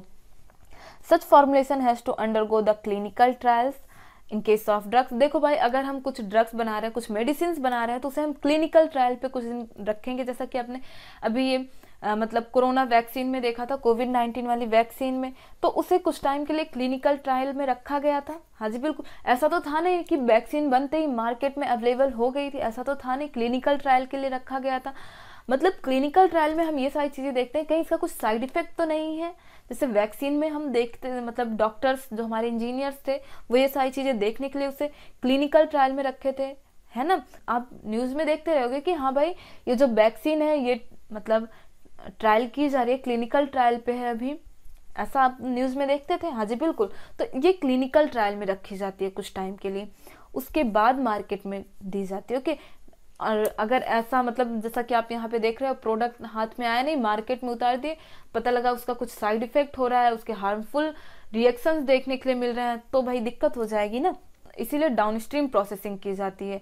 Strict quality control testing. Okay, तो यहाँ पे इसकी क्वालिटी भी चेक की जाती है। Okay, strict quality control testing, product जो होता है उसकी क्वालिटी को भी चेक किया जाता है। Okay, the downstream processing and quality control testing vary from product to product. और बातें ध्यान रखिएगा, ये जो डाउनस्ट्रीम प्रोसेसिंग है और ये जो क्वालिटी कंट्रोल है, क्वालिटी कंट्रोल टेस्टिंग है, ये प्रोडक्ट टू प्रोडक्ट भाई वेरी करती है, अलग होती है। ये पूरी डाउनस्ट्रीम प्रोसेसिंग और ये क्वालिटी कंट्रोल टेस्टिंग, ये सारी चीज़ें, ऐसा नहीं है कि एक प्रोडक्ट मतलब सारे प्रोडक्ट में एक ही सारी चीज़ें चलेंगी, प्रोडक्ट टू प्रोडक्ट ये सारी चीज़ें वेरी करती हैं, डिफर होती हैं। तो यार होप है बातें आपको समझ में आई होंगी, और इसी के साथ आपका ये चैप्टर होता है समाप्त। तो फ्रेंड्स, आपको वीडियो कैसा लगा, बातें समझ में आई या नहीं आई, तो यार ये सारी बातें आप कमेंट बॉक्स में ज़रूर बताइएगा। एंड होप है यार आपको समझ में आई होंगी। अगर आपने फुल कंसंट्रेशन के साथ मेरा साथ दिया होगा तो डेफिनेटली यार आपको बातें समझ में आई होंगी। मैं अपना पूरा एफर्ट लगा रही हूँ यार, आप भी अपना पूरा एफर्ट लगाओ। ऐसा कैसे हो सकता है कि आपको बातें ना समझ में आए, कैसे हो सकता है कि आपको सारी चीज़ें ना समझ में आए बिकॉज ऑफ यार इतने स्टूडेंट को समझ में आ रही है कि आप कहीं से अलग से बन के आए, ऐसा तो है नहीं। आप में भी वही बुद्धि, आप में भी वही दिमाग है जो अगले इंसान में है। बस यार कमी कहाँ रह जाती है आप जानते हो, अगला बंदा एकदम मन लगा के पढ़ता है और आप थोड़ा सा लेफ्ट राइट करने लग जाते हो, थोड़ी सी कमी यहीं रह जाती है। तो यार ये कमी सुधार लो, फिर तो आगे सारी चीज़ें सही ही हैं। तो यार आप ये बातें ज़रूर बताइएगा कि आपको वीडियो कैसा लगा, आप कमेंट बॉक्स में ज़रूर लिखिएगा यार, इससे मैं भी मोटिवेट होती हूँ और आपके लिए बेहतर करने का प्रयास करती हूँ। सो फ्रेंड्स, आज की वीडियो में बस इतना ही, मिलते हैं नेक्स्ट चैप्टर के साथ, नए वीडियो के साथ। और हाँ यार, मैं वापस से बोलती हूँ, मैंने आपको स्टार्टिंग में भी बोला था कि अगर अभी तक आपने लास्ट के चैप्टर्स नहीं देख रखे हैं देन यार प्लीज़ जाके देखिएगा, और वीडियो को फ्रेंड्स के साथ शेयर करना बिल्कुल भी ना भूलें। और आप अभी तक चैनल को सब्सक्राइब नहीं किए हैं तो ज़रूर कर लीजिएगा। सो फ्रेंड्स, आज के वीडियो में बस इतना ही, मिलते हैं नेक्स्ट वीडियो में। And if you want to more videos, so friends like and subscribe m.m education YouTube चैनल। And thank you for watching this video. Bye bye.